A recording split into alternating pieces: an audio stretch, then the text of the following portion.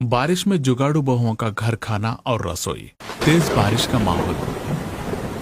एक तो इतनी तेज बारिश हो रही है, ऊपर से पानी भरने के लिए भी हमें इतनी दूर आना पड़ता है।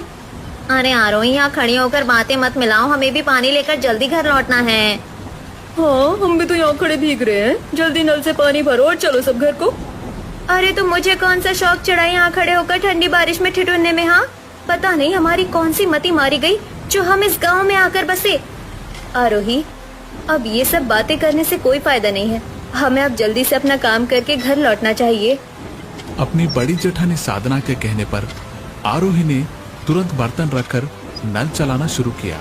सारी बहुओं ने जल्दी जल्दी पानी भरा और वापस घर को लौटने लगी कि तभी उनकी नजर थोड़ी दूरी पर बह रही नदी पर पड़ी, जिसका पानी अब लगातार बारिश होने की वजह से काफी ऊपर आ चुका था।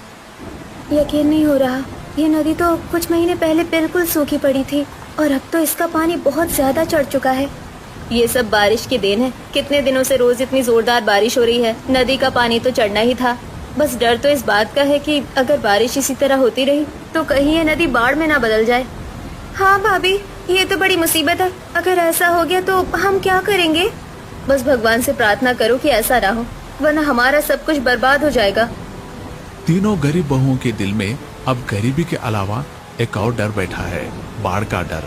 तीनों इसी तरह तेज बारिश में भागती हुई घर पहुंची, जहां उनकी सास वृंदा, ससुर ऋषि उनका इंतजार कर रहे थे।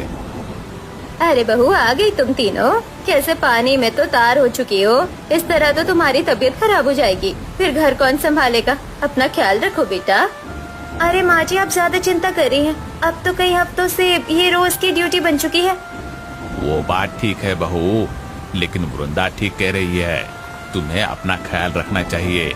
कुछ और नहीं तो कम से कम एक तिरपाल ही सर पर ढककर चली जाया करो। ठीक है पिताजी, हम आगे से इस बात का ध्यान रखेंगे। अब तीनों बहुओं ने सबसे पहले अपने कपड़े बदले और फिर खाना बनाने को लग गई है। कुछ देर बाद सभी ने एक साथ बैठकर खाना खाया। इसी तरह दोपहर हो गई और दोनों बच्चे यश और दिव्या भी स्कूल से वापस आ गए। माँ, आपको पता है, मेरा दोस्त बता रहा था कि उसके नाना नानी के गांव में बाढ़ आ गई और सब लोग उसमें बह गए। क्या?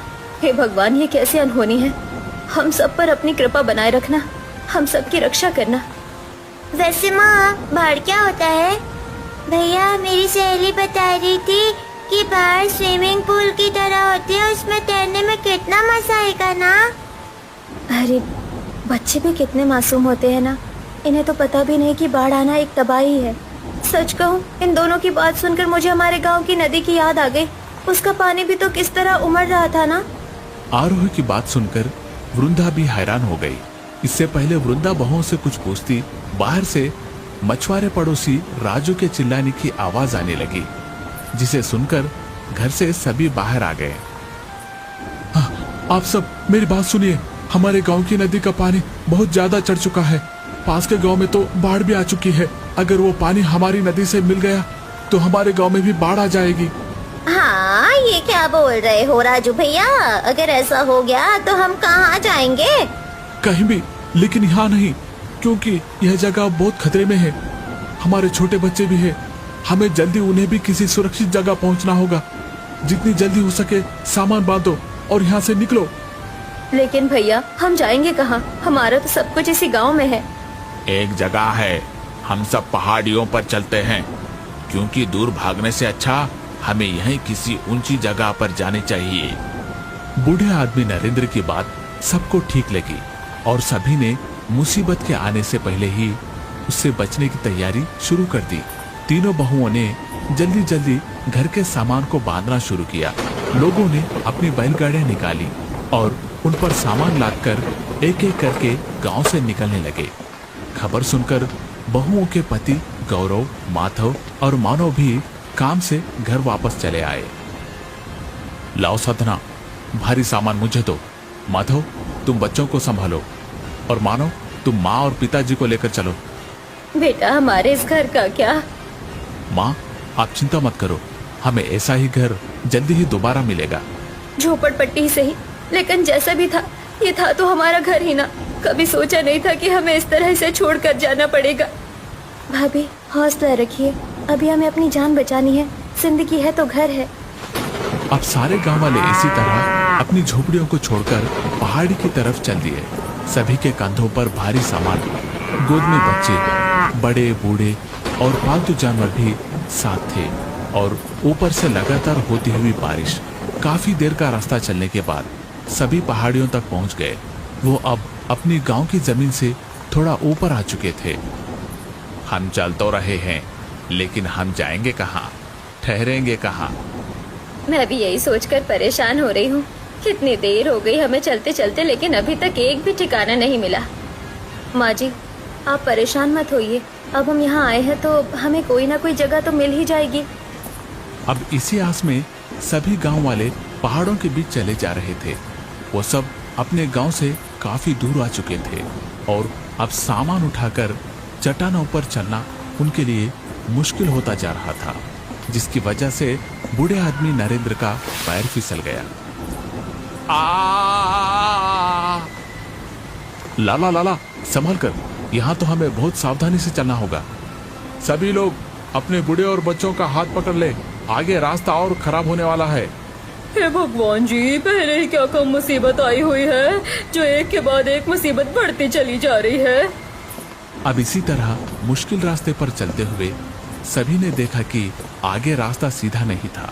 आगे सिर्फ एक चट्टान थी जिसकी ऊंचाई उनके कंधों से ज्यादा थी और उन्हें अब उस पर ही चढ़ना था।